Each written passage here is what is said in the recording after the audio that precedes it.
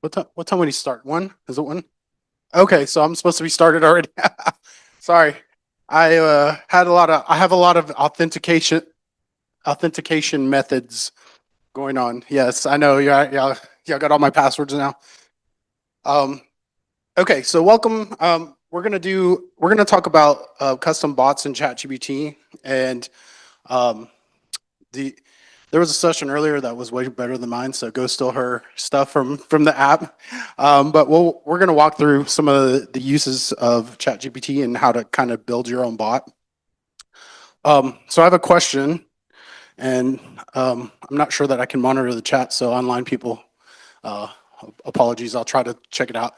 What's one task you wish AI could handle for you? Like one, I mean, obviously we don't want it to do the work for us, but we do like to automate some of the things and say, hey, this is great for a few things. What are some of the things y'all?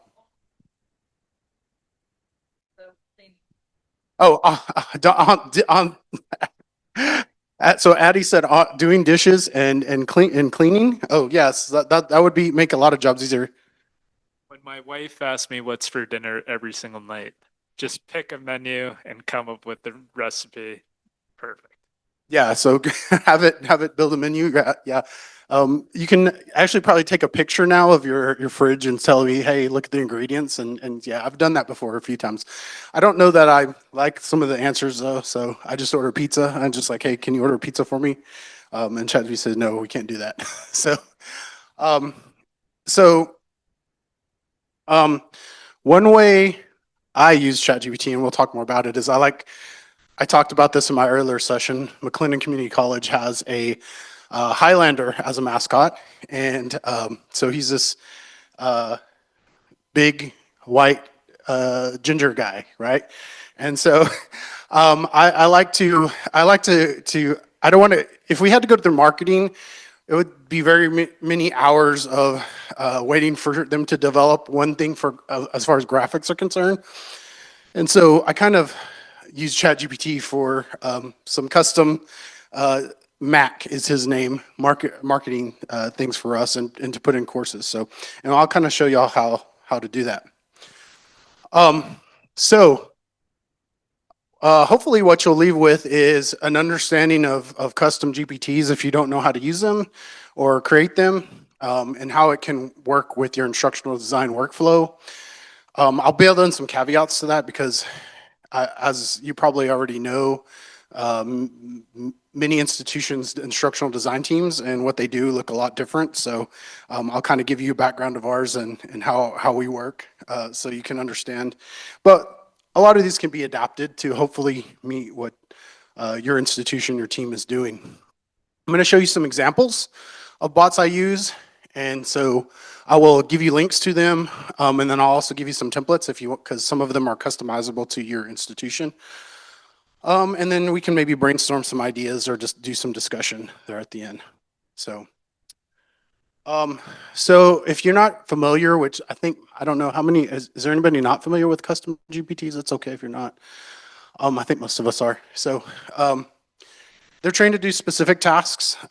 They can learn from things that you give it. So uploaded documents, if you have a rubric or syllabus, they can learn from that. They can keep your tone, your values, and your audience in mind when they're doing that. And you don't need to know any code, right? That's my favorite part. I knew a little bit of coding, very little, but you don't need to know any code to do this. If you were at the earlier session, you can kind of see how these are built, and it doesn't take any code really. These are also reusable, shareable, and you can iterate, right? So it's really easy to change and update them, and it's super easy to do. So it gets better. And she did say, and I think her name was Jessica. I'm not sure. I can't remember who it was. She did say that to check the box not to share data. I do share my data only because I don't put any personal information in. And I want ChatGPT to learn my style, the way I write, and what I do, because it does get better as you train it, right? And so I would say if you're going to do that, just keep in mind what information you put in. But I do want it to know me, right? So I've seen some videos, and on Instagram if you're an Instagram person or TikTok, and about like ChatGPT, tell me about myself, right? Or tell me about, I've seen the latest one I've seen is create an image of you and I, our relationship. So if you don't know it, it's very interesting. Some people are very scary, like, and some of them are like best friends. So you should check them out if you have time. I should have put one of those examples in there, but I was scared to do mine, so I'd do that for me. So why should you use a custom GPT instead of kind of like the normal chat GPT, right? Like I can go to chat GPT and get it to do what I want. But custom GPTs are kind of leveling up, right? It automates repetitive tasks. So it's a lot easier. If you get into prompt writing, which I'm not going to talk a lot about, but if you write really good prompts, they can be very, very long. And when you use a custom GPT, it can take some of that prompt writing out, right? And so automating some of that is really good. It can keep a consistent voice, right? So if you have guidelines that you have, like MCC has specific policies for our online courses, and so it can follow those specific guidelines. There are best practices out there. There's other things that ChatGPT has in its database, but I want it to look at our guidelines specifically, so I can kind of train it to do that. And you can have it do specialties, right? I get a little more niche than the earlier speaker. I should have looked at Jessica? Jesse, thank you, Jesse. Oh, close enough, right? So Jesse, she was awesome, by the way. So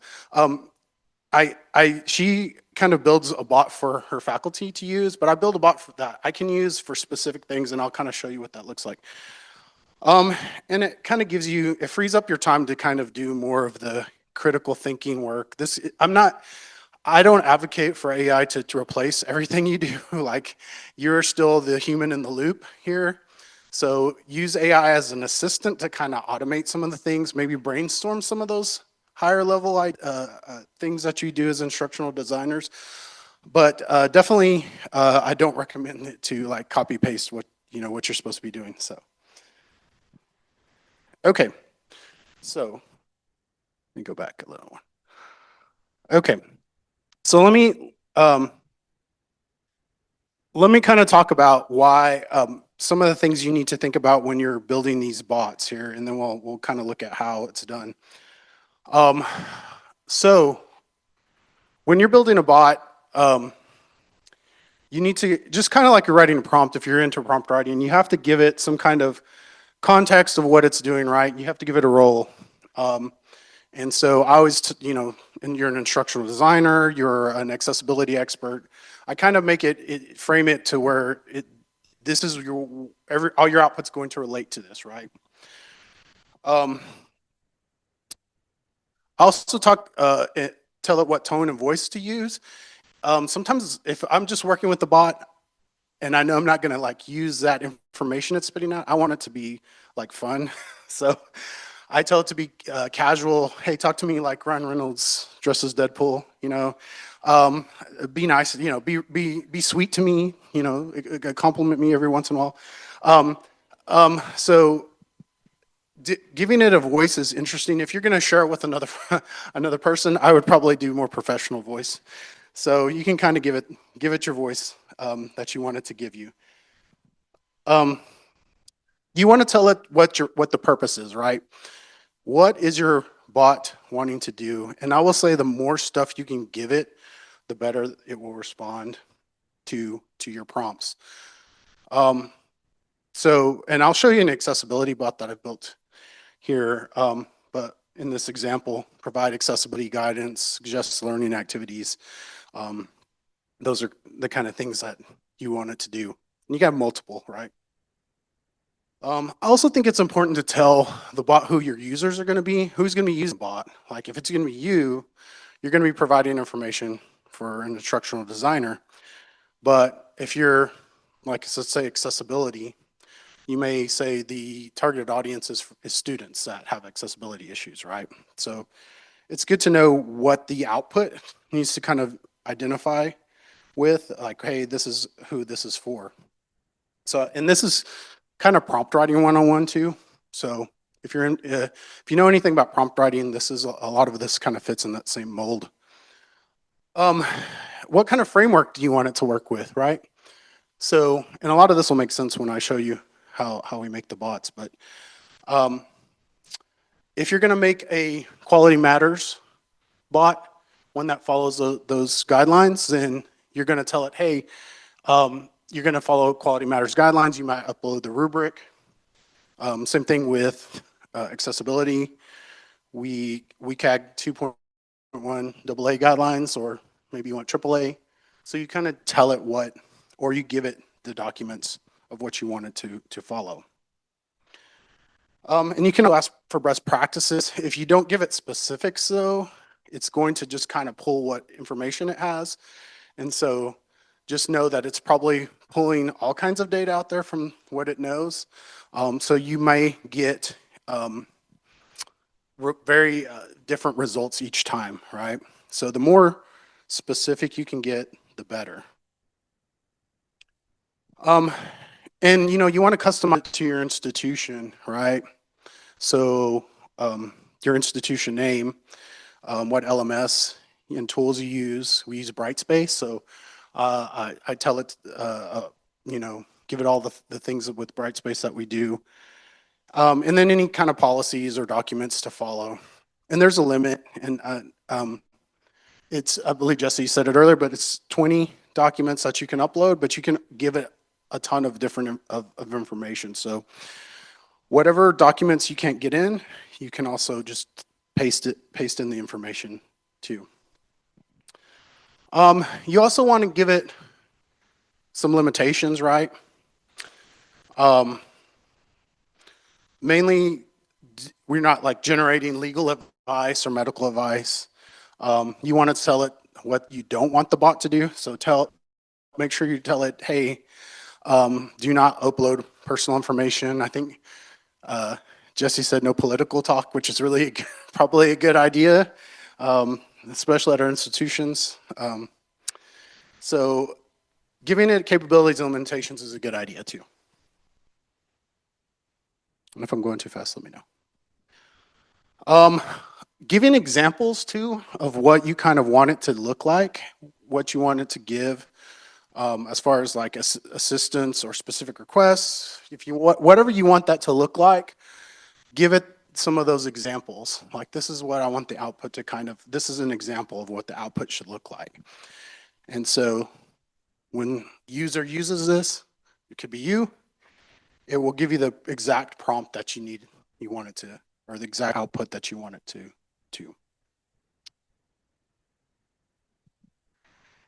You also want to add an ethical use, which is kind of goes along with what you don't want to do. So remind ChatGPT to say, hey, or you might want to say, hey, you remember not to put in personal information. Sometimes even when you ask a bot to do something, it doesn't do it. So I will caveat that. If you say, hey, I'll give you an example. I teach, so all of my instructional designers, we have a small team, and of me and two others, we all adjunct. And one of the classes I adjunct, I wanted to create a bot just to answer questions for students. And so it's a business English class, so I didn't want them to use it to write things, write papers with. And so I told the bot, I said, avoid writing the paper for them, or avoid giving them the answer. Try to just kind of help them get to the answer. And it would work for a little while, but there were ways to get around it. I tested. And so just know that the bot doesn't work 100% to your specifications. So expect some, if users use it, if you have somebody else besides you, expect them to get some different results, okay? So make sure that you let them know that. And that you're not really, it's hard to be responsible for what ChatGPT outputs, because it's gonna, we can't really control everything that it says, right? Even though these custom bots will give us some very specific outputs, they're still going to give you, they still could give you things that don't align with what you're doing, right? So if that's an issue, you may not want to do this. So here's some bots that I use, and these are just a handful. I have so many that I use on a daily basis. But like I said, I use one to create images of our mascot, which all of these are, and I like the cartoon style, which is like Studio Ghibli, which is a kind of a no-no. You have to kind of get around, but you can use the. It's easy for me to create these images and not have to ask marketing to develop these for me. We're a small institution too, so we don't have a lot. We don't have a lot of red tape that we have to go to. Some of you may have a problem with using the mascot, but it does create a consistent mascot look for me. So I don't have to ask them to do this for me. So I can create things for our trainings. I have an alt text generator. So if you guys are accessibility people, and I use this I give this to faculty. You plug in an image and it gives you alt text for it. It's pretty simple. It follows the guidelines for alt text. So of course, sometimes you need to edit it, but it works. One thing I use a lot is a prompt architect. So, and I'll give you that tool. So if I start doing custom GPTs now, I actually have a custom GPT to write the prompt to make other custom GPTs. So I get real meta with it. So it helps because I just give it some information and it comes up with a very detailed prompt, right? So use it for that. When we have to hire new people, I also use it to help us with that. I have a lot of the HR guidelines that we have. I have some questions that it can generate for me, and some other things that we can look at to help us when we are looking to hire people. I don't put their information in, like I don't use it to give them the answers to their question. It's more of when I like write a job description and do things like that. Crystal, insight into your hired. We just hired Crystal, and I use this for her. So I have an assistant for our teaching online fundamentals class, which is our class that teaches new instructors how the best practices for teaching online. And what it does for me is just helps answer questions for them, and it helps us sometimes as well, just knowing some of our processes and our guidelines. So it's a pretty simple one. I have a Brightspace page builder, so I do a lot of HTML on Brightspace, and I like to build in. And we have Creator Plus now, so we have tools to do this. But I like to build in knowledge checks where I can do inline, just real quick, multiple choice questions or drag and drop, those kind of things. And I can have the bot just build that for me, and I can just plug it into Brightspace, right? I just give it the data, and I can say, give very detailed feedback. So I do that, Space Page Builder. And then we have an RSI expert. If you are in our session earlier, we do a lot with RSI, making sure our instructors are doing RSI very well. And so I have one that kind of tells us that. Okay, so how do we create our own? And we'll walk through this here in just a second. In ChatGPT, there is a create a GPT feature. I will say it costs, you do have to pay $20 a month for this to access this feature, but if you are adverse to subscriptions, what you do is pay the $20 for 1 month, build your bot, and cancel it. You can still use the bot afterwards. You just can't edit it after that, but you can still use the bot once you made it, right? So if that's a possibility. I will say that most of my department pays for our own ChatGPT license, just personally, because we use a lot of ChatGPT stuff for our own stuff. Like I'm like, hey, how many calories does protein bar have? You know, what's the macros on this? So I ask it a lot of questions. Probably want my boss knowing all the questions I ask. So how do I write this email nicely?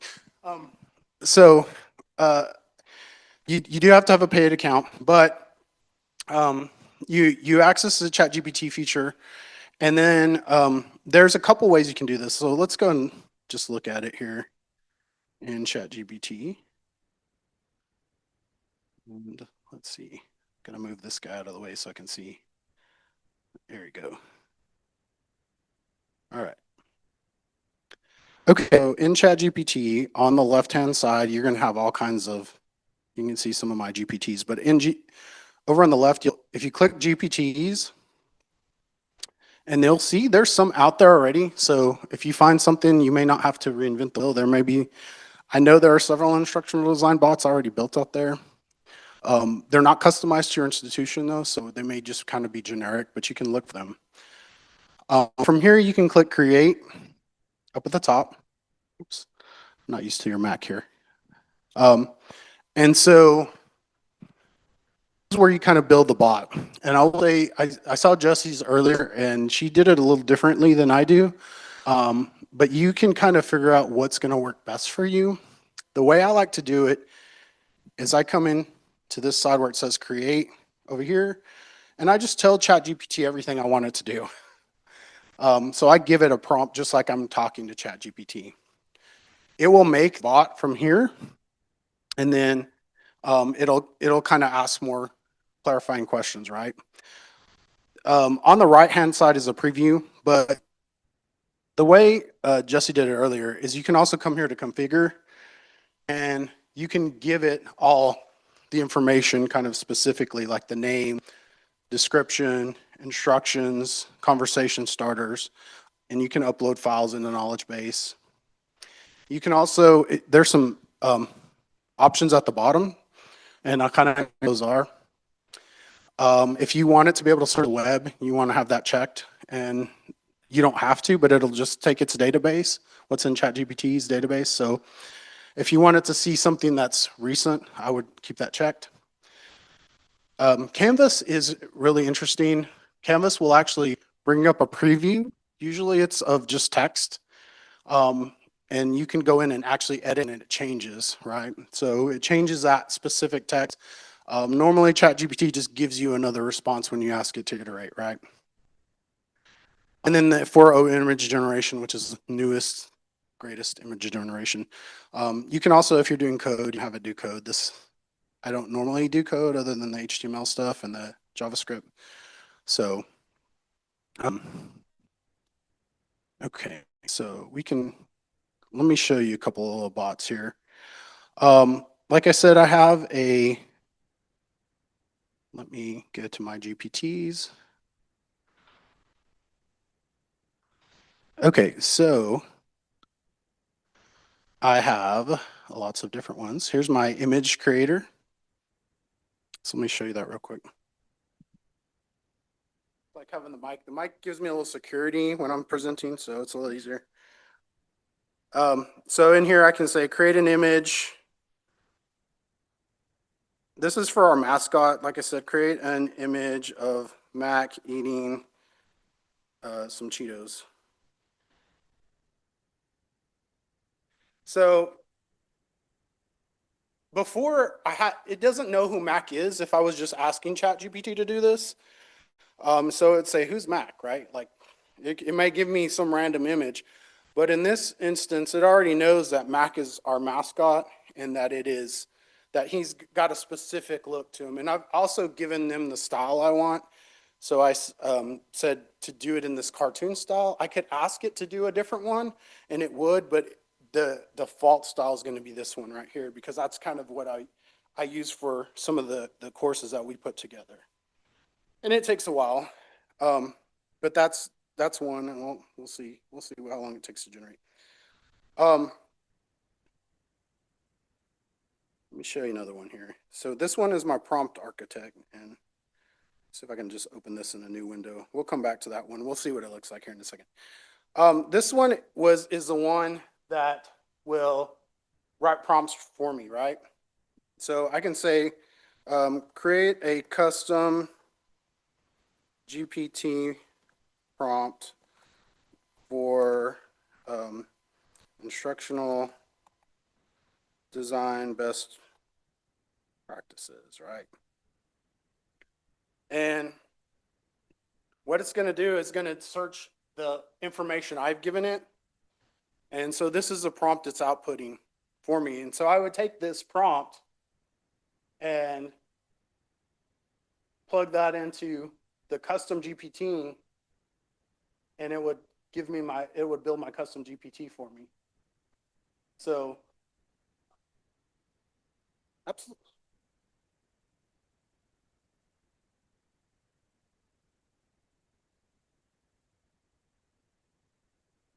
Behind that one?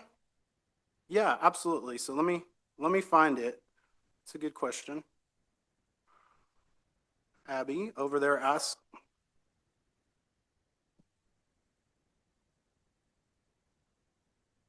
Yeah, let me go back because sometimes it is kind of goofy. Let me go back to it. Prompt architect. We're going to go to edit GPT. Okay. So under this is kind of some of the information. Yeah, I give it a little axolotl. You can tell it you can have it generate the image for your, it's cute. This is a prompt I've given it. So design, assist users in crafting highly detailed, structured, and effective prompts for creating custom GPTs. It asks clarifying questions to gather necessary details, ensuring that the final prompt is comprehensive and meets the, so you can kind of see, this is the prompt I kind of gave it. It shifted a little bit when I put it in here. And then these are some of the starter questions, which I can change those if I wanted to. And then what I did was found some prompt engineering best practices out there, some studies and some other tips for prompt engineering. And I uploaded these documents in here. And so it references those. And these are ones I've looked at because I've taught several prompt engineering classes. So I'm like, okay, these all are great resources. I'm going to give them to this bot so it'll know how to write good prompts. And then it also does a web search just in case it needs to find some like more updated material, right? So, yeah. Mm-hmm. Mm-hmm.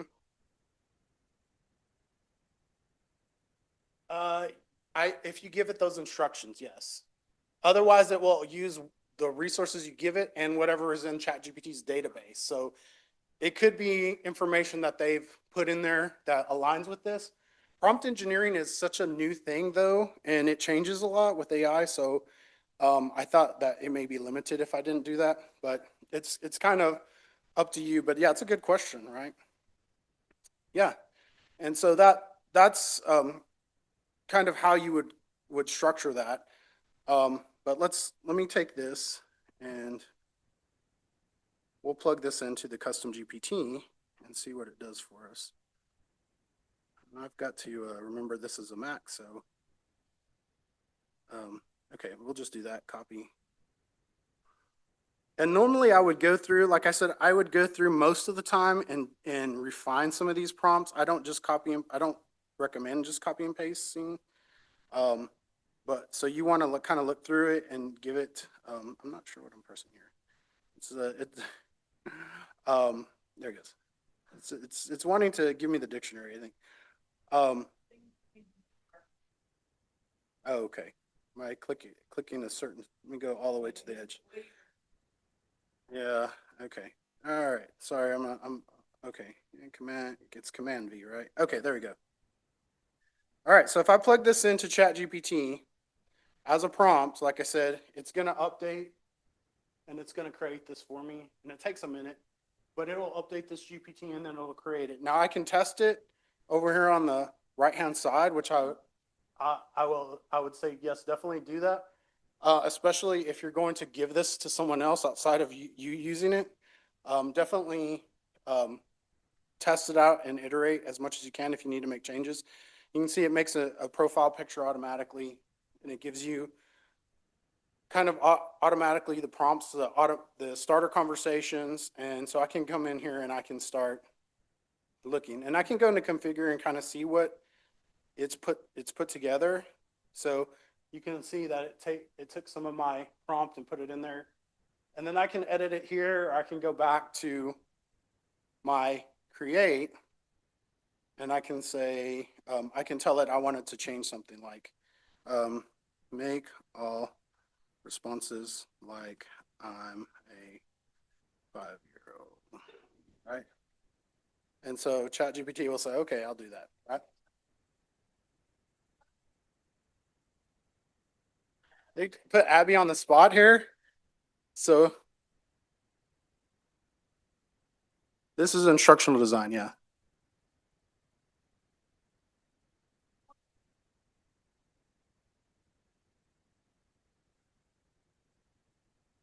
Okay, so what is a good assessment for, whoops, for ethics and AI course? I should say and, but it knows my misspelling, so great question. So it's giving me scenario analysis and then the assessment activity, why it's good. Um,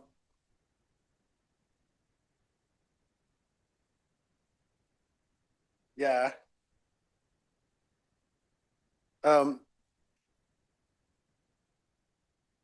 that's okay. That's okay. So like I said, it doesn't always give you the reply you think. So you always have to. That's why you always want to test it out and kind of look at it. But that's definitely the easy. It's an easy way to create your bot. You can because you're just talking to ChatGPT, right? Once I create this bot, if I learn how to use a Mac ever, you can tell it to who can have access to it. So if you want it to be on the GPT store, like you want, like, hey, I want to be famous, I want everybody to use my bot, you can give it to the GPT store and anyone can find it. They can just look for it, right? If you do anyone with a link, it's kind of like Google and you just like share it, then they have access, but no one can find it unless they have access to it. And then only me is like, I only have access to it, so I don't want anybody else to see it. This is only for me, right? So there's lots of ways to kind of share that. Um, that's pretty much all I have, I believe. Let me go back to my. We can have some discussion though. Does anybody have questions about um, the bots or the process or any? Because I mean, I've got several bots that I use. Oh yes, yes, Mac. Let's see what Mac did. The image. Oh, there he is. Yeah,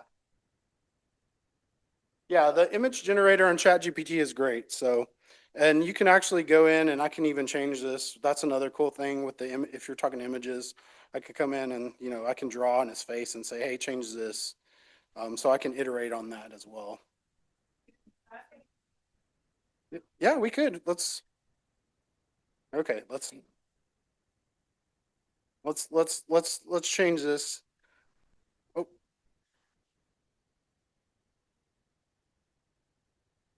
change this to flaming hot Cheetos. Have the bag on fire. Listen, they're flaming. You asked for flaming hot. We're gonna do flaming hot. Um, yes. Uh-huh. Oh, okay. So Sebastian, our D2L person here, he's a great guy. He asked who when I am tuned into AI on like LinkedIn or whoever, whatever who do I follow? And gosh, I'm trying to think of names here. If I go to LinkedIn, I could tell you. Um, there's like three or four people that give you really good AI information. And I'm trying to think of their names offhand, and I can't, but I can give you that. When you get old, you just forget a bunch of things. No, no. If I go to LinkedIn right now, I could pull it up and tell you. But I definitely can share that with y'all. If you follow me on LinkedIn, I probably repost a bunch of their stuff because a lot of them are on the cutting edge. But mostly it's faculty and people working in AI. I do follow a few that are just AI, like on the computer science end of things. But mostly I want to see what it's doing in education and a lot of interesting folks. But um, yeah, I can't tell you offhand with their names. I was like, oh, these are cool people. If I saw the picture and they're yeah. No, I'll get that to y'all. So good question though. There are several. I think LinkedIn, and I will say I'm gonna out myself, I'll say TikTok is also a good place to find. And I know I guess if I have the right algorithm, you do see a lot of informational stuff on AI, and I'm like, oh, this is cutting edge, or this is a new AI tool. That's practically how I found out about AI the first time when we started using it. So, and like updates to ChatGPT, but yeah, LinkedIn is a really good resource for the latest and greatest stuff. I will say following the main AI accounts will also is a good one, like ChatGPT, OpenAI, Perplexity, Claude, Gemini, Google. All those, they usually, if they have some new release, they'll put that out there. So yeah, Mac is slowly coming to life here.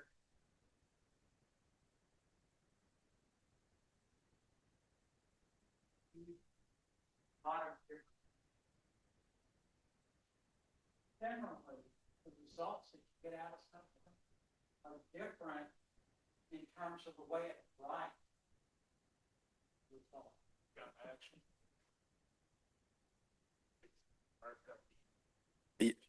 Yeah, you didn't know that you can mark up the image. Yeah. So yeah, this is a new image that came up. I was trying to look on LinkedIn to see if I can find somebody while I was doing that. No, so yeah, yes, you can change the image up. It's really, and it does a pretty good job. So I use it a lot for image generation. Another thing about this too, as instructional designers, is this is copyright free. So technically at this point, I know that there's probably some legal gray area, but most of these images, all of the images that generated by ChatGPT are technically copyright free. So.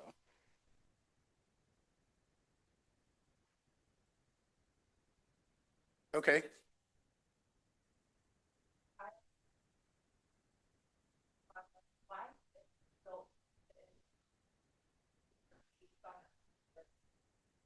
Um, kind of, yeah, good question. So question was, how did I build my Mac, the Highlander image creator?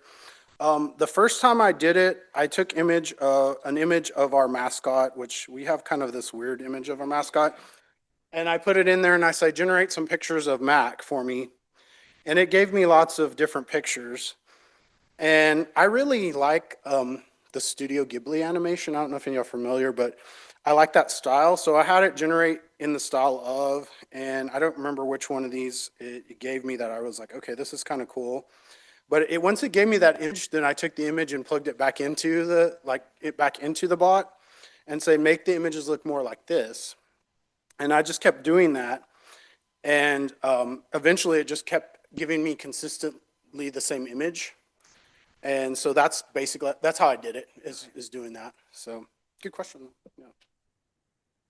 Any other questions? Oh, yes, Larissa. Okay. Uh-huh. Yeah. Good. Yes. Good. So Clarissa asked if I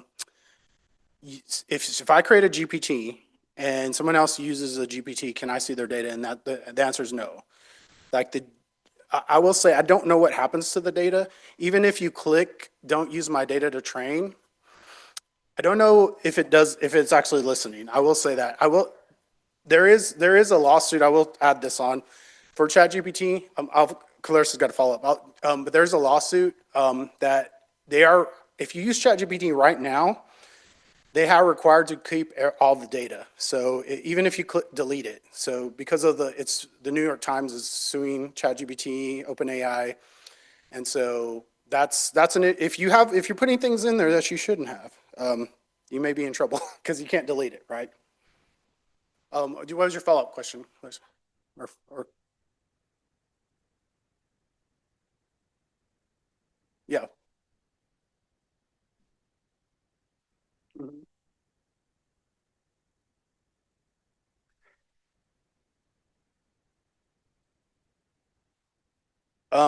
Are you talking about if you edit or if you're just using it? Okay, the question was, if you use a GPT that someone else created, does it specifically tell you that it's using that data to be trained on? No, it doesn't. Yeah, there's not really a way to find out. My rule of thumb with AI in general is if you're putting it in there, it's probably going somewhere. So even if you click that box, I mean, something's happening with that data. And like I said, ChatGPT right now says we have to save everything, so it's somewhere. It's being held somewhere. So just assume that it's probably, if it's information you don't want out there on the web, then I wouldn't even put it in there. Yeah. So good questions though. Anybody else have questions? I don't even know what time we're wrapping up, but probably soon. Okay, I'm done. Thank you.